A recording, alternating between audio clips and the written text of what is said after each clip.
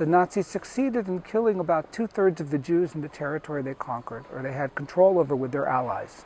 So about 6 million out of 9 million Jews that were in Nazi-dominated Europe were murdered.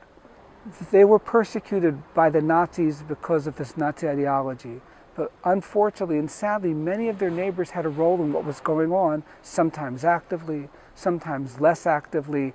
Some extended a hand and helped, and we recognize them. There's 24,000 people who are called righteous among the nations that we've recognized here at Yad Vashem, who were the Jews' neighbors, who then did something, most of them were neighbors, who did something to help their neighbors.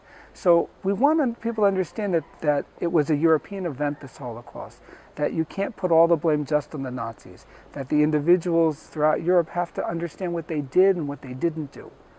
I think it's really only in the late 70s and the 80s that the Holocaust begins to surface more in Europe and in other places, and becomes more of a subject that people are looking at and they're interested in talking about on a public level, much more than they did before.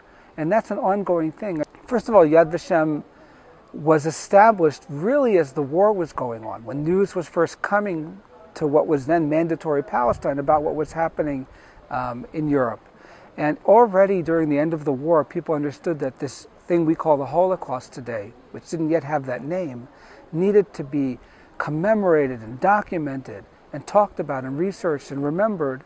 And so after the State of Israel was created in 1948, and then things calmed down a little bit, in 1953, Yad Vashem was set up really again officially.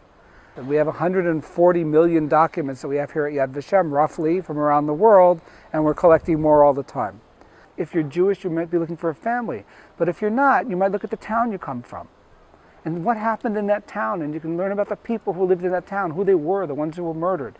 Now, we don't have information about all 6 million of the murdered Jews. We have about 4 million, as I say.